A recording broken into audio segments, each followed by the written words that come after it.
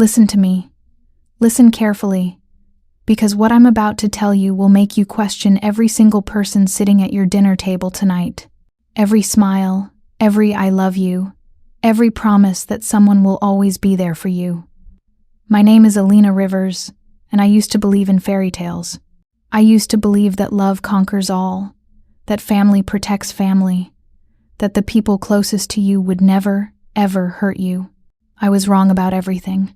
And the worst part? The absolute worst part is that I should have seen it coming. All the signs were there, written in blood and betrayal, spelled out in lies that went back decades. But I was too blinded by white lace and wedding bells to notice that I was walking straight into a trap that had been set before I was even born. You want to know what real terror feels like? It's not a monster under your bed or a stranger in a dark alley.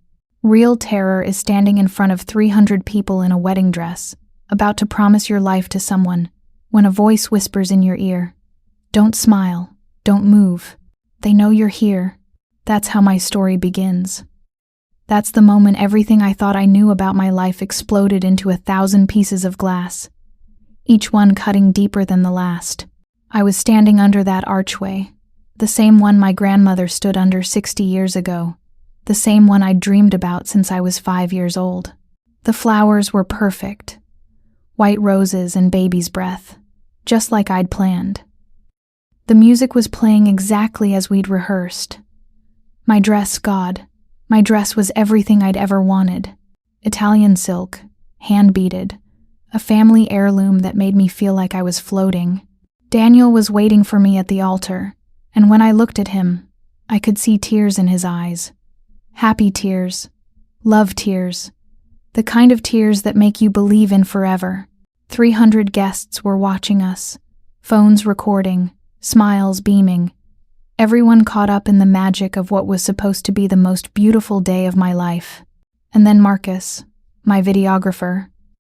Marcus, who I'd known since college. Marcus, who'd filmed my graduation, my sister's baby's first steps. Marcus, who I trusted completely, leaned in close to my ear, close enough that his breath made me shiver, close enough that only I could hear what he said next. "Don't smile, don't move, they know you're here." The world stopped, just stopped. My heart was beating so loud I was sure the entire congregation could hear it. The camera flash that had been going off every few seconds suddenly felt blinding, like searchlights hunting for a criminal. And that's when I saw it. The big screen behind Daniel, the one that was supposed to show our wedding video highlights, flickered to life. But it wasn't showing our engagement photos or romantic moments from the past year. It was showing me, last night, alone in my dressing room at the hotel. But here's the thing that made my blood turn to ice. Nobody else was supposed to have that footage. I was alone. Completely alone. The door was locked. The curtains were drawn. I was having a private moment, talking to my father's picture, telling him how much I missed him, how much I wished he could walk me down the aisle. And somehow, someone had been watching, recording, waiting. The gasps started rippling through the crowd like a disease. 300 people watching me watch myself on that screen, and every single face in that audience suddenly looked like a stranger's. How many of them knew? How many of them were part of whatever this was? Then the words appeared on the screen, white letters against black, simple and devastating. "Tell the truth, or you'll never make it down the aisle." That's when the real panic set in. Not the kind of panic you feel when you're running late or when you can't find your keys. The kind of panic that starts in your chest and spreads through your entire body like poison. The kind that makes you realize that everything you thought was safe might actually be a lie. I need you to understand something right now, before I continue. Before I tell you about what happened next. About how everything I believed about love and family and trust got torn apart piece by bloody piece. If you've ever trusted someone completely, if you've ever put your life in someone else's hands, if you've ever believed that the people who say they love you would never hurt you, you need to pay attention to what I'm about to tell you. Because I used to be just like you. I used to believe in happy endings and true love and families that stick together no matter what. I used to think that weddings were about celebration and joy and starting a beautiful new chapter of your life. I was naive. I was stupid. And I almost paid for that stupidity with everything I had. My name is Alina Rivers. And on what was supposed to be the happiest day of my life, someone turned my wedding into a message I couldn't ignore. What I'm about to tell you might sound like something out of a thriller movie or a nightmare, but every single word of it is true. Every detail, every betrayal, every moment of terror, it all happened to me, and it's the reason I'll never look at love, trust, or even my own family the same way again. You see, I thought I knew my story. I thought I knew who I was, where I came from, what my future looked like. I thought the hardest thing I'd ever have to do was plan a wedding and choose between roses and peonies for the centerpieces. I thought my biggest worry was whether my dress would fit right or whether my makeup would last through happy tears. I had no idea that I was living in the middle of a lie that started before I was even born. I had no idea that the people I trusted most in the world had been keeping secrets that could destroy everything. I had no idea that my wedding day would become the day I learned the truth about who I really was, and who everyone around me really was. If you've ever trusted the wrong person, if you've ever been betrayed by someone you loved, if you've ever discovered that your entire life was built on lies, then you'll understand why telling this story makes me feel like I'm bleeding all over again. But I have to tell it. I have to warn you, because if something like this could happen to me, it could happen to anyone. Let me take you back to that morning, before everything went wrong. Before I learned that fairy tales are just lies we tell ourselves to make the darkness bearable. It was supposed to be perfect. God help me. It was actually perfect for those first few hours. I woke up in the bridal suite at the Grandview Hotel. Sunlight streaming through the windows, birds singing like they knew it was a special day. My sister Maya was already there, sorting through makeup and laughing at something on her phone. My mother was hanging my dress with the kind of reverence you usually reserve for religious artifacts. The dress. Jesus. The dress was everything I'd ever dreamed of. It had belonged to my grandmother, then my mother, and now it was supposed to be mine. Italian silk that felt like water against your skin. Hand-beaded with pearls that caught the light like tiny stars. When my mother zipped me into it, I looked in the mirror and saw 3 generations of women who had promised to love and honor someone in that same dress. It should have felt like magic. For a few minutes, it did. Maya was teasing me about my wedding night, making me laugh so hard I was worried about smudging my makeup. My mother was telling stories about her own wedding day, how nervous she'd been, how my father had been so anxious he'd forgotten his vows and had to improvise. We were all crying, happy tears, and taking pictures and feeling like we were living in a movie. My father should have been there. God. He should have been there to walk me down the aisle, to give me away, to tell me how beautiful I looked. But he died 3 years ago. Sudden heart attack, no warning, just gone one day like a light switching off. It was the kind of loss that leaves a hole in your life shaped exactly like the person you lost. A hole that never really heals, just gets covered over with scar tissue in time. But that morning, even missing him, I felt surrounded by love. I felt safe. I felt like I was exactly where I was supposed to be, doing exactly what I was supposed to do, with exactly the right people around me. And then Daniel sent me a video message.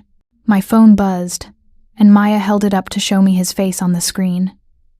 He was in his hotel room, already in his tuxedo, looking nervous and excited and absolutely beautiful. God, he was beautiful. Dark hair perfectly styled, eyes that always looked like they were holding secrets.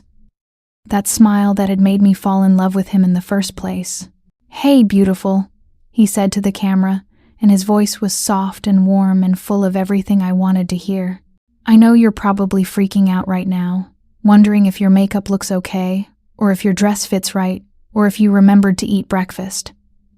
I need you to stop worrying about all of that, okay? Because no matter what happens today, no matter what goes wrong or what doesn't go according to plan, I want you to remember something." He paused, and I could see him getting emotional, could see the love in his eyes. I chose you for who you really are, not for what you look like in a wedding dress, not for what other people think about us, not for any reason except that you're you. And that's enough. That's everything. I love you, Alina Rivers, and in about 2 hours, I get to tell the whole world that you're mine. Maya and my mother were making aw sounds, and I was crying again, careful not to let the tears mess up my mascara. This was it. This was what love was supposed to feel like. Safe and sure and unbreakable. Looking back now, knowing what I know, that video message feels like a cruel joke. I chose you for who you really are. Except he had no idea who I really was. None of us did. We were all living in a story someone else had written, playing roles in a drama we didn't even know existed. But in that moment, watching his face on my phone screen, I felt like the luckiest woman in the world. I felt like I was about to start the most beautiful chapter of my life. I should have known something was wrong when the shadow crossed the window. It was just for a second, just a dark shape moving past the glass. But it was wrong somehow. We were on the 3rd floor. There shouldn't have been anything moving past that window except birds. But I was so caught up in the happiness, so focused on Daniel's video and my family's laughter, that I barely noticed. I should have noticed. God, I should have noticed everything. It wasn't until later, when we were getting ready to leave for the church, that I found the envelope. It was slipped under the edge of my makeup mirror, white paper against the dark wood, so perfectly placed that it looked like it had always been there. But it hadn't been there when I sat down to do my lipstick. I was sure of that. I would have seen it. Maya was in the bathroom. My mother was on the phone with the florist, and I was alone with this envelope that seemed to be staring at me. My name was written on the front in handwriting I didn't recognize, not typed, not printed, but written by hand in blue ink. Inside, there was a single piece of paper with 5 words that changed everything. You're marrying a stranger. That's it. That's all. 5 words that made my hands shake and my heart race and my mind start spinning with questions I didn't want to ask.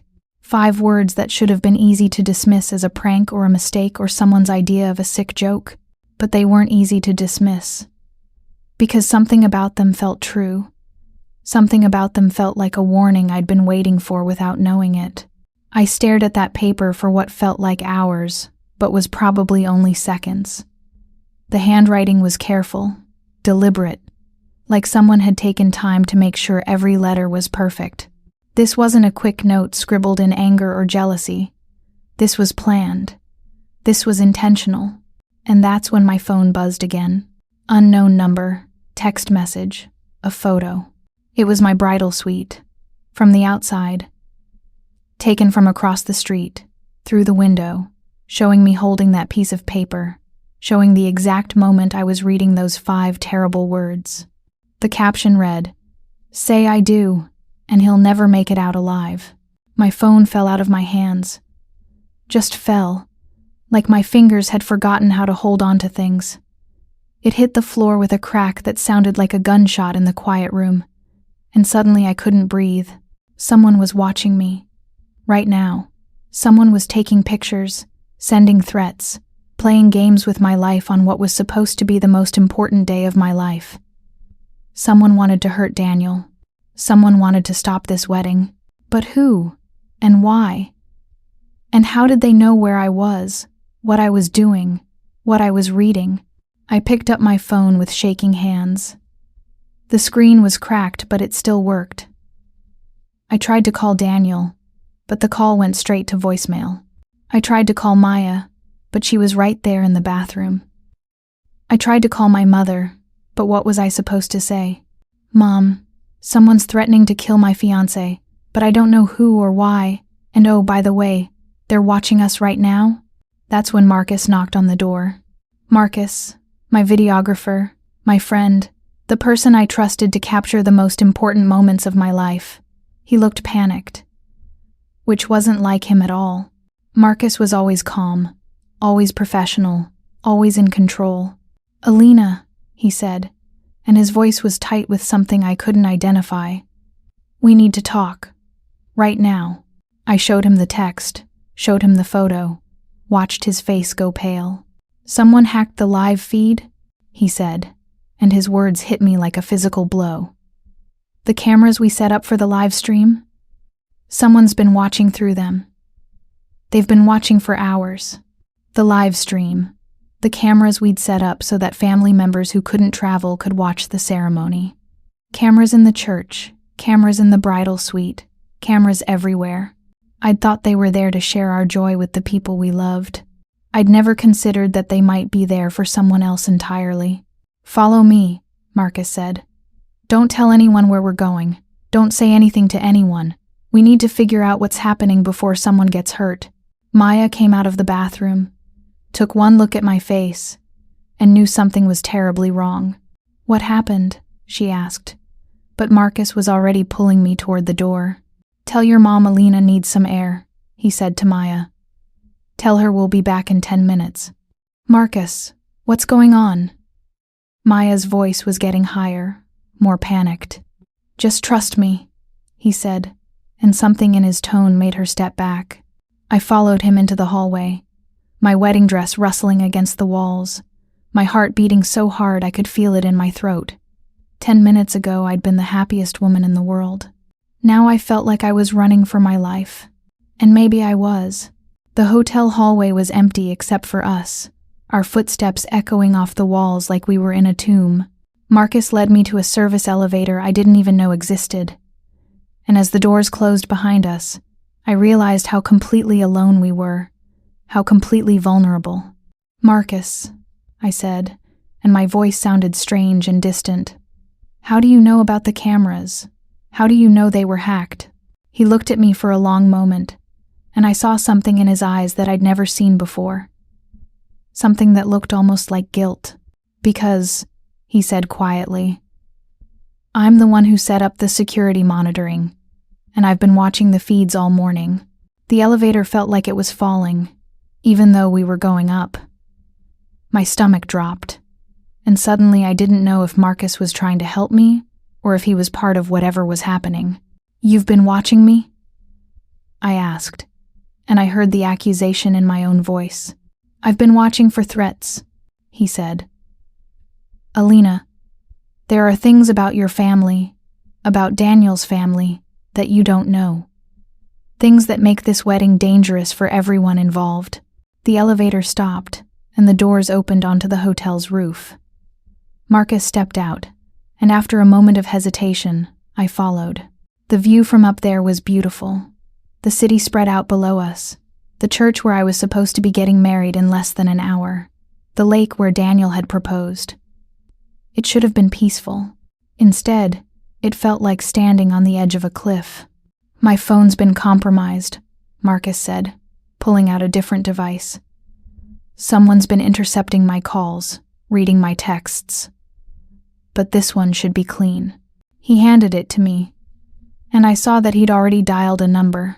Call Daniel, he said. Right now. We need to know if he's safe. I took the phone with hands that wouldn't stop shaking. The number rang once, twice, 3 times, then Daniel's voice, sounding confused and worried. Who is this? It's me, I said. It's Alina. Daniel, are you okay? Are you safe? Alina? Whose phone are you calling from? What's wrong? Someone's been watching us, I said, and saying it out loud made it feel more real, more terrifying. Someone sent me threats. They said if I say I do, you'll never make it out alive. Silence on the other end. Long, terrible silence. Daniel? I'm here, he said, but his voice sounded different now. Careful. Alina, where are you right now? I'm with Marcus. We're safe. But Daniel, what if someone's watching you too? What if they're listening to this call? Listen to me very carefully, Daniel said. I need you to go back to your room. Act normal. Go through with the ceremony exactly as planned. What? Daniel, you're not listening. Someone threatened to kill you. I heard you, and I need you to trust me. Can you do that? Trust him. The man I was supposed to marry in less than an hour was asking me to trust him after someone had threatened his life, after someone had been watching me, after everything I thought I knew about my own wedding day had been turned upside down. But what choice did I have? Okay, I said. I trust you. Good. I love you, Alina. No matter what happens next, remember that I love you. The line went dead. Marcus was watching me with an expression I couldn't read. What did he say? He wants me to go through with the ceremony. He wants me to act like nothing happened. That's not good, Marcus said. That's really not good. What do you mean? It means he's either being watched too, or... Marcus trailed off, looking uncomfortable. Or what? Or he's not who you think he is. The words hit me like a slap. Not who I think he is? This was Daniel. Daniel who brought me coffee every morning. Daniel who held me when I cried about my father.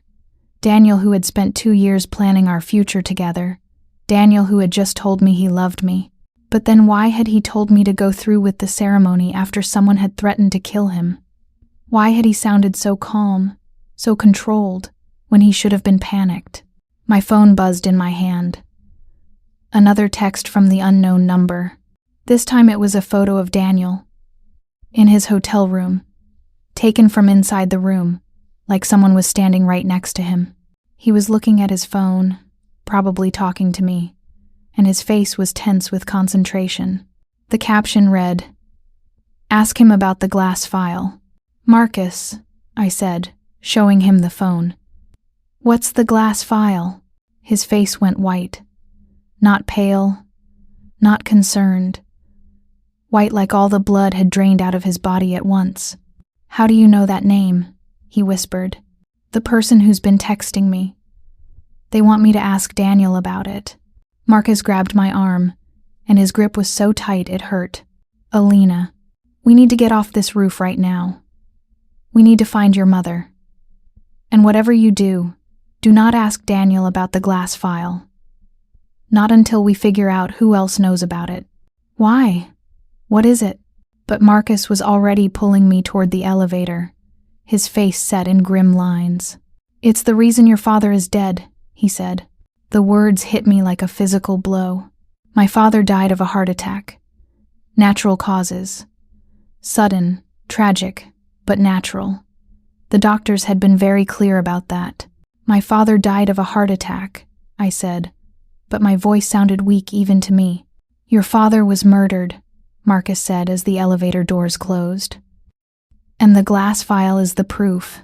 The elevator was falling again. Or maybe that was just me. Maybe I was the one falling, through all the lies I'd been told, through all the illusions I'd been living in, through all the safety I'd thought I had. "That's impossible," I said. But even as I said it, I knew it wasn't. Deep down, in a place I'd never let myself look, I'd always wondered about my father's death.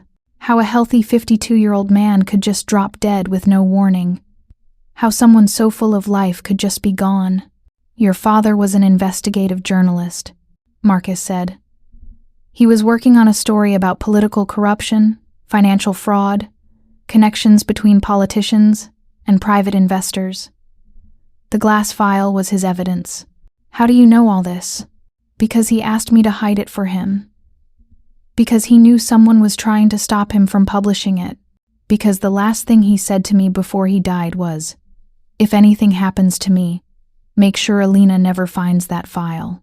The elevator stopped at my floor, and the doors opened onto the hallway that led back to my bridal suite, back to my mother and my sister, and my wedding dress, and all the beautiful lies I'd been living in. "But someone found it anyway," I said. "Someone found it," Marcus confirmed. "And they're using it to manipulate this wedding." "Why? What does my wedding have to do with my father's story?" Marcus looked at me with something that might have been pity. "Because you're not just getting married today, Alina. You're inheriting a trust that controls millions of dollars in investments. Investments that are connected to the corruption your father was investigating." The hallway was spinning around me. My beautiful wedding dress suddenly felt like a costume, like something I was wearing in a play I didn't understand. "You're saying my wedding is about money?" "I'm saying your wedding is about power. and there are people who will kill to keep that power. We reached my door, and I could hear voices inside. Maya and my mother, probably wondering where I'd gone. In a few minutes, I'd have to walk back in there and pretend everything was normal. Pretend I hadn't just learned that my father was murdered. Pretend I hadn't just learned that my entire life was built on lies. "Marcus," I said, my hand on the door handle. "Who killed my father?" He looked at me for a long moment, and I could see him weighing his words, deciding how much truth I could handle. "Someone who's going to be at your wedding today," he said. I opened the door and walked back into my fairy tale, knowing it was all about to end. Maya and my mother looked up as I entered, and I could see the questions in their eyes. Where had I been? Why did I look so pale? Was everything okay? "Just needed some air," I said, forcing a smile. Pre-wedding nerves.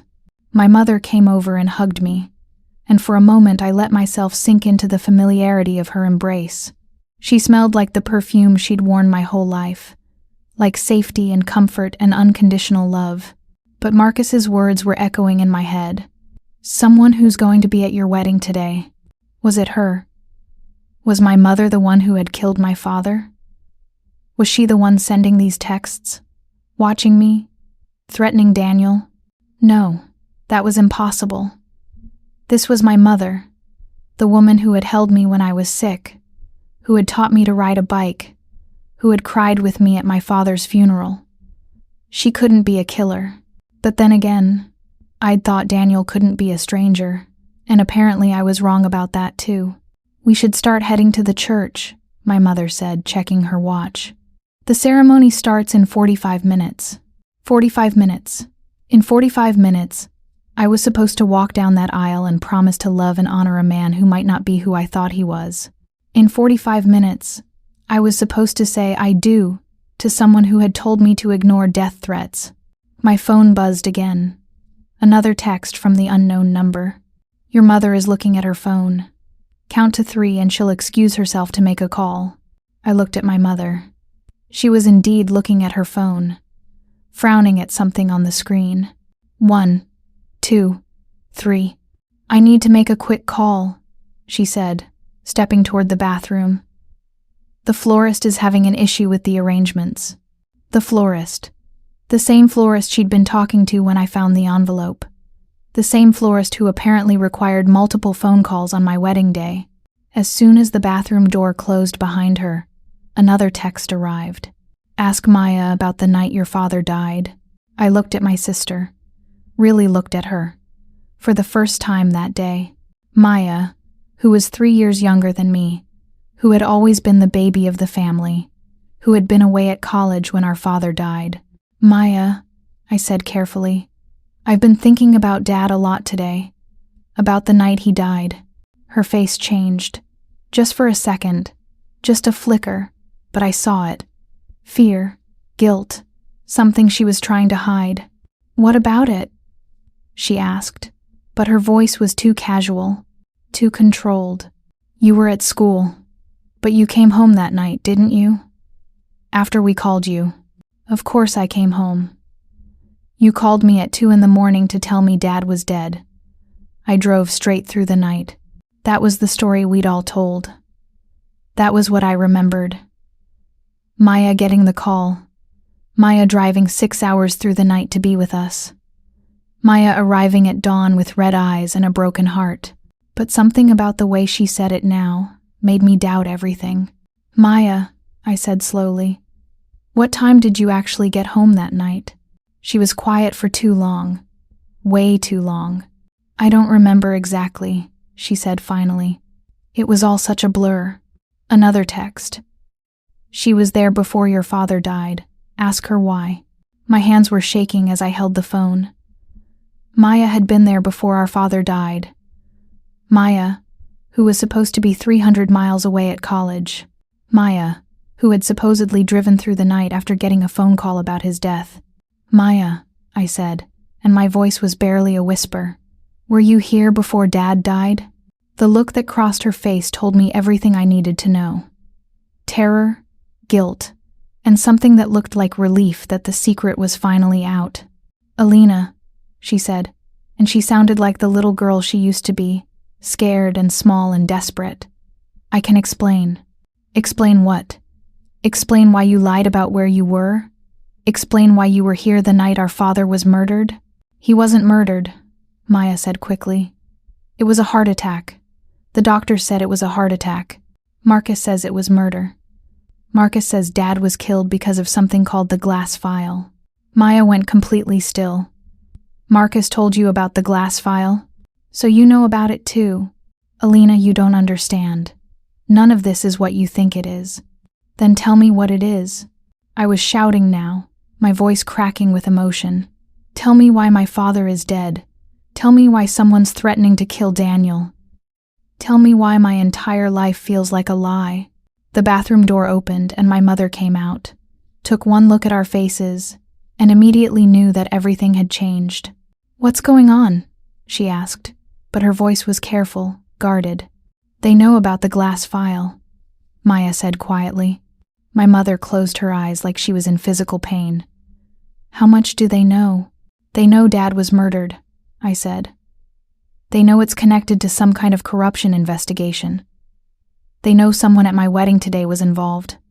My mother sat down heavily on the bed, still in her mother of the bride dress, looking suddenly old and tired and defeated. We tried to protect you, she said.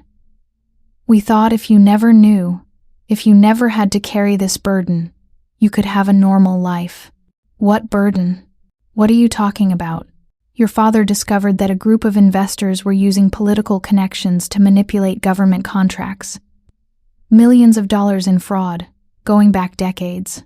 He had documents, recordings, proof of everything. And one of those investors was Daniel's father. The world tilted sideways. Daniel's father, the man who had welcomed me into their family, who had paid for half of this wedding, who had given us his blessing to marry his son. Daniel's father was involved in the corruption that got my father killed. Does Daniel know? I asked. We don't know, my mother said. We don't know what he knows, what his family has told him, whether he's involved or innocent. Another text arrived. Look outside your window, now. I walked to the window and looked down at the street.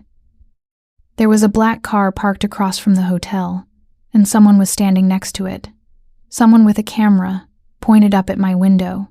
As I watched, the person lowered the camera and waved. They're here, I said. Whoever's been sending these texts, they're right outside. Maya and my mother joined me at the window, and I heard my mother gasp. Oh God, she whispered. It's Vivian. Vivian, my father's sister. My aunt. The woman who had helped us plan his funeral, who had held my hand during the service, who had been managing his estate for the past 3 years. Aunt Vivian is the one sending the texts. Aunt Vivian is the one who killed your father, my mother said. The room went completely silent, except for the sound of my heart breaking.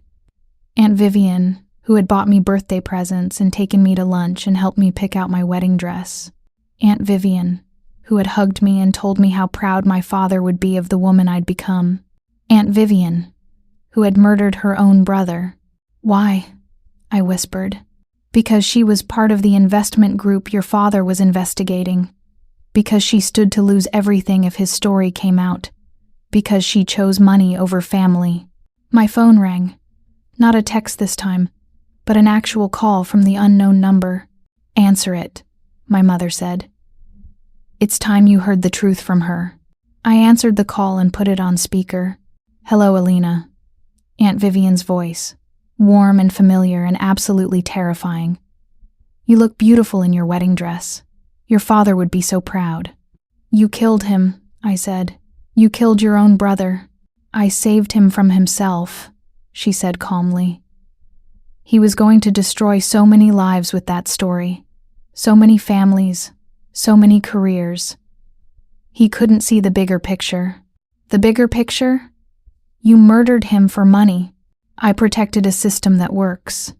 Your father was going to tear down something that provided for thousands of people. Yes, there was some corruption, some corner cutting, but the greater good. Don't you dare talk to me about the greater good. I was screaming now, all pretense of control gone. You killed my father. You destroyed my family. And now I'm trying to save it, Vivian said. Do you know what happens if you marry Daniel today? Do you know what legal rights you'll have to your father's estate? I didn't know. I'd never thought about it. You'll inherit complete control of his assets, including the glass file. And Daniel's family will have legal access to everything you own. They'll be able to destroy the evidence, protect themselves, and make sure your father died for nothing. So you're threatening to kill Daniel to stop the wedding? I'm not going to kill Daniel, Vivian said. I'm going to expose him. That's when the hotel room's television turned on by itself. The screen showed the wedding venue, the church where I was supposed to be walking down the aisle in 20 minutes. The guests were already seated. The flowers were in place. The altar was ready. And then the camera switched to a different view. A side room in the church where Daniel was talking to someone I couldn't see clearly. Turn up the volume, Vivian said through the phone. The audio came through clearly, Daniel's voice, carrying across the reception. As soon as she signs the marriage certificate, we'll have access to everything. The trust, the investments, all of it. And the file? We'll destroy it the same day. No one will ever know what her father discovered. You're sure she doesn't suspect anything? She's completely clueless. She thinks this is all about love. The camera shifted, and I could see who Daniel was talking to. His father. The man involved in the corruption that had killed my father. My legs gave out. I sat down hard on the floor, still in my wedding dress, watching the man I loved plan to use me and betray me and destroy the last remnant of my father's work. I'm sorry you had to see that, Vivian said from the phone, but you needed to know who you were really marrying. This is all about the money, I said. It wasn't a question anymore. This is all about the money, she confirmed. Your father left you a trust worth $12 million. Money that came from the very investments he was investigating. Ironic, isn't it? $12 million. I'd known about a trust, but I'd thought it was maybe a few $100,000. College money, a down payment on a house, not life-changing money, not murder someone money. What do you want from me? I asked. I want you to walk down that aisle, Vivian said.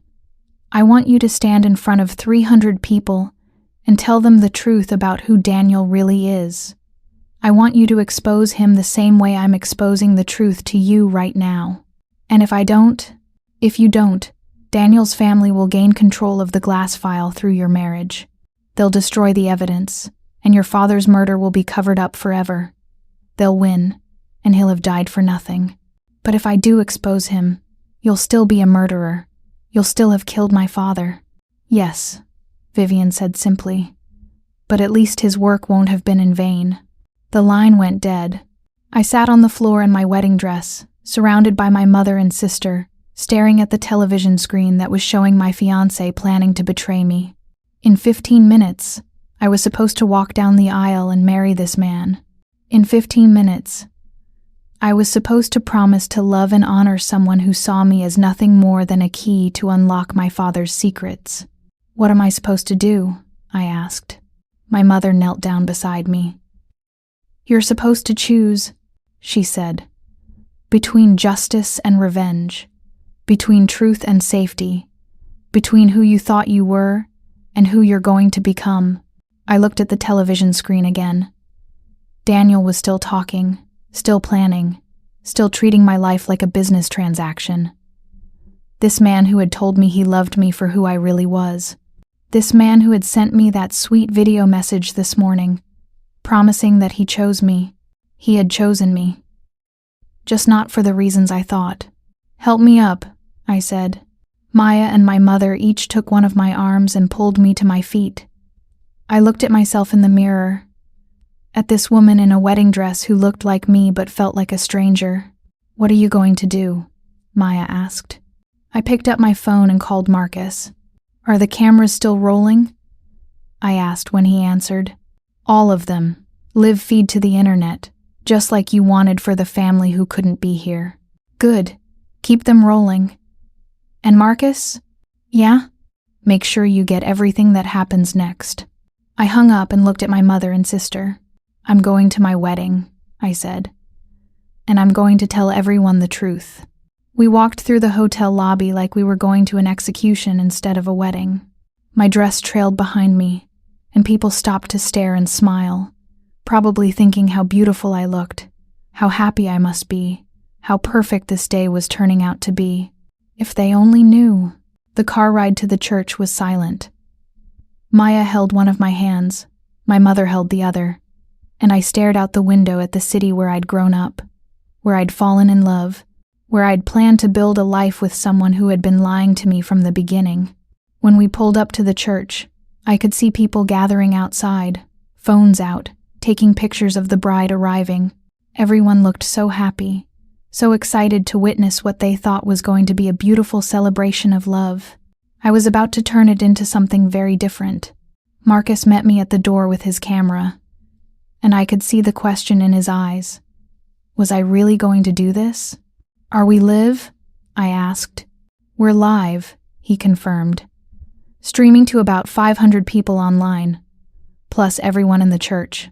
500 people were about to witness me destroy my own life.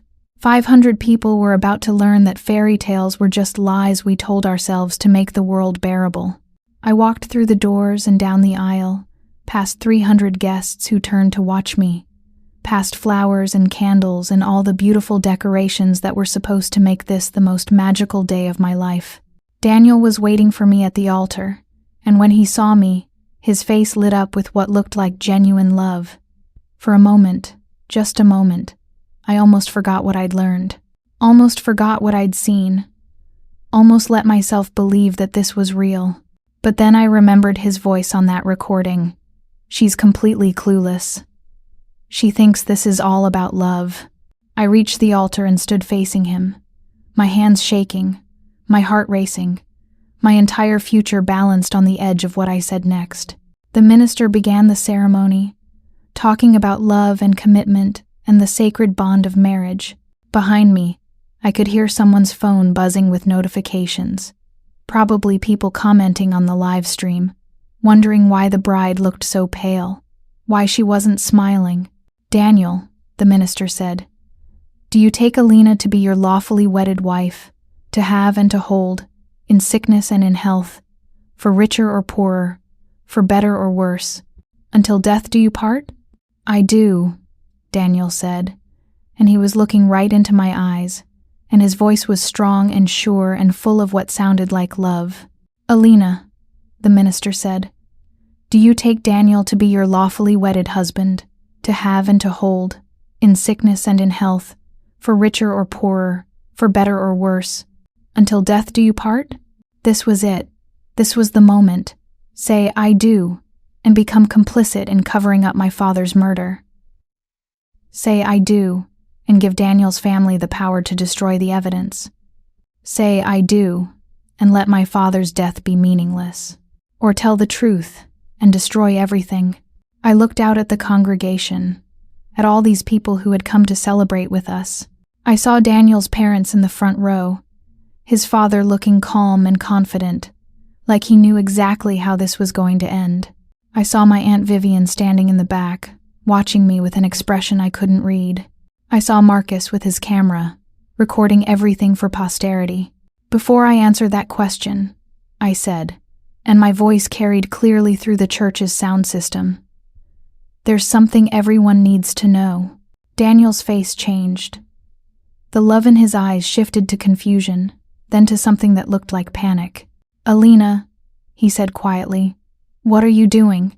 I'm telling the truth, I said, turning to face the congregation. Something I should have done a long time ago. The church went completely silent. 300 people holding their breath, waiting to see what happened next. 3 years ago, my father died, I said. We were told it was a heart attack, natural causes, sudden and tragic, but natural. I could see people in the audience nodding sympathetically. They remembered my father, remembered his funeral, remembered how devastated our family had been. But it wasn't natural causes, I continued. My father was murdered. He was killed because he was investigating corruption, because he had evidence of fraud and political manipulation, because he was about to expose people who were stealing millions of dollars from the public. Gasps started rippling through the crowd. People pulling out their phones, probably thinking this was some kind of performance art or elaborate prank. One of the people he was investigating, I said, looking directly at Daniel's father, was the father of the man I was supposed to marry today. Daniel's father stood up, his face red with anger. "This is ridiculous," he said. "Alina, you're clearly having some kind of breakdown." "Sit down," I said, and something in my voice made him stop talking. "I'm not finished." I turned back to Daniel, who was staring at me like he'd never seen me before. "This morning, I received a series of text messages from someone who had been watching me, recording me, threatening you. They wanted me to ask you about something called the glass file." Daniel's face went white. "The glass file contains my father's evidence, recordings, documents, proof of everything he discovered, and someone wanted to make sure I knew what would happen to that file if I married you today." I pulled out my phone and connected it to the church's sound system. The recording of Daniel and his father talking began playing through the speakers, clear and damning and absolutely devastating. "As soon as she signs the marriage certificate, we'll have access to everything. The trust, the investments, all of it. And the file? We'll destroy it the same day. No one will ever know what her father discovered. You're sure she doesn't suspect anything? She's completely clueless. She thinks this is all about love." The recording ended, and the church was silent except for the sound of people breathing and crying and trying to process what they'd just heard. I looked at Daniel, who was standing there in his tuxedo, looking like his entire world had just collapsed around him. "Did you ever love me?" I asked.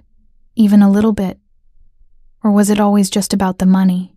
He opened his mouth to answer, but no words came out. And in that silence, I found my answer. "Ladies and gentlemen," I said, turning back to the congregation, "this is what real love looks like. This is what happens when you trust the wrong person. This is what happens when you believe in fairy tales."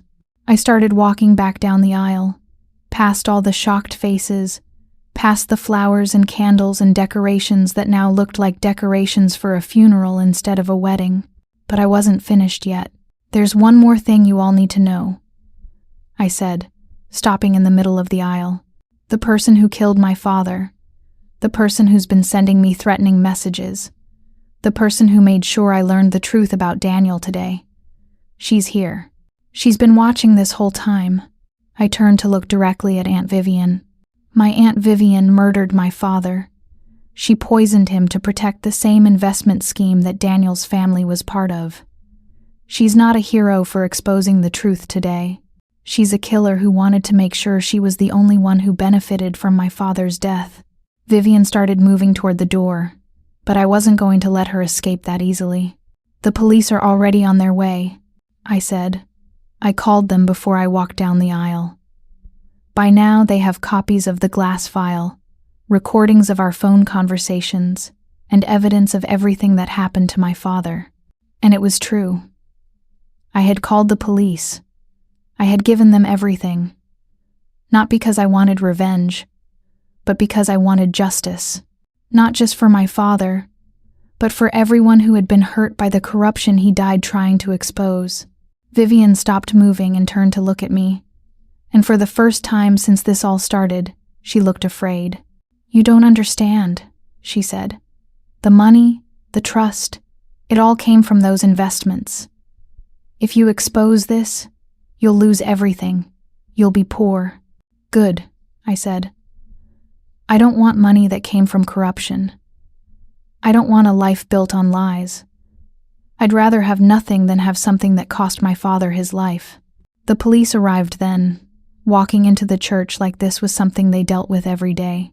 They arrested Vivian first, then Daniel's father, then several other people in the congregation, who apparently were also involved in the investment scheme.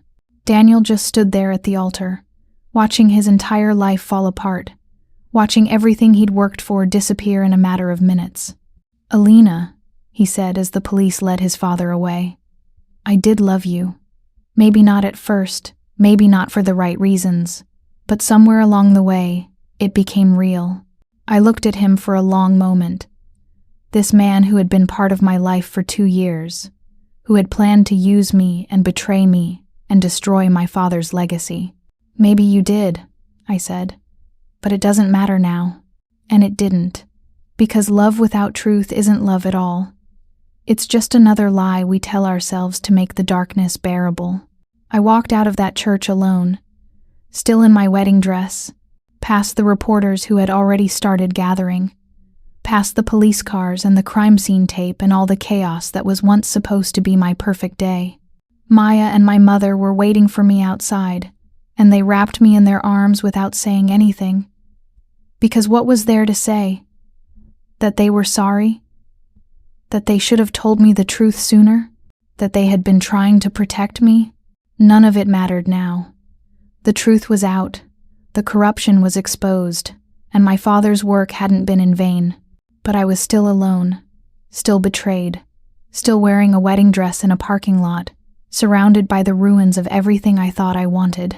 6 months later, I was living in a small apartment across town, working as a freelance journalist, trying to rebuild my life from the ground up. The trust money was gone, seized as evidence, tied up in legal proceedings that would probably last for years. Daniel's family's assets were frozen. Vivian was in prison awaiting trial. The corruption ring my father had died trying to expose was completely dismantled. Justice had been served. The truth had won. But I was still angry, still broken, still carrying the weight of every lie, every betrayal, every moment of false happiness I'd experienced in the months leading up to that wedding. Some nights I would lie awake thinking about Daniel's voice on that recording.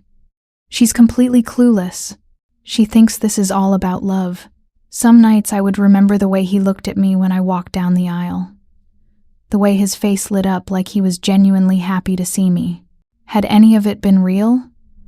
Had there been any genuine feeling buried under all the manipulation and planning and deception? I'll never know. And maybe that's the hardest part of all this. Not just that I was betrayed, but that I'll never be able to trust my own judgment again. I'll never be able to look at someone and know for certain that what I'm seeing is real. But I learned something else too. I learned that fairy tales are dangerous. They teach us to believe in happy endings and true love, and the idea that everything will work out if we just believe hard enough. They teach us to ignore red flags and trust blindly and assume that the people who say they love us are telling the truth. Real life isn't a fairy tale. Real life is messier and more complicated and full of people who will lie to your face while planning to destroy you. Real life is having to choose between truth and happiness, between justice and peace, between who you thought you were and who you need to become. I chose truth. I chose justice. I chose to become someone who wouldn't let my father's death be meaningless. But the cost was everything I thought I wanted. The cost was my faith in love, my trust in family, my belief that good things happen to good people. That's the real story of my wedding day. Not a love story, not a fairy tale, but a story about learning that the people closest to you are capable of the deepest betrayals. A story about discovering that your entire life can be built on lies so fundamental that when they're exposed, everything collapses. If you've ever been betrayed by someone you loved, if you've ever discovered that your life wasn't what you thought it was, if you've ever had to choose between comfortable lies and painful truths, then you understand why telling this story feels like cutting myself open and bleeding all over again. But I had to tell it. Because maybe someone else is standing where I was standing. Trusting someone they shouldn't trust. Believing in promises that won't be kept. Walking toward their own version of that altar where everything will fall apart. Maybe someone else needs to know that it's possible to survive the complete destruction of everything you believed in. Maybe someone else needs to know that truth, even when it's devastating, is still better than living a lie. Or maybe I'm just angry, and telling this story is the only way I know how to make sense of what happened to me. Maybe I'm still trying to understand how someone could plan to use me, betray me, destroy my father's legacy, and still look at me with what seemed like genuine love. I don't have answers. I don't have closure. I don't have a happy ending to wrap this all up in a neat little bow. What I have is the truth. Ugly, painful, life-destroying truth. And sometimes, that has to be enough. So if you ever find yourself standing in a wedding dress, about to promise your life to someone, just remember, the person waiting for you at that altar might not be who you think they are. The family surrounding you might be keeping secrets that could destroy you. The love you think you've found might just be part of someone else's plan. Pay attention to the whispers. Listen to the warnings. Don't ignore the red flags just because you want to believe in fairy tales. Because sometimes the person trying to save you is the same person who destroyed everything in the first place. And sometimes the only way to honor the people you've lost is to make sure their truth doesn't die with them. That's what I learned on my wedding day. That's what I carry with me every single day since then. The truth doesn't always set you free. Sometimes it just shows you how trapped you really were, but it's still better than living a lie, even when it costs you everything.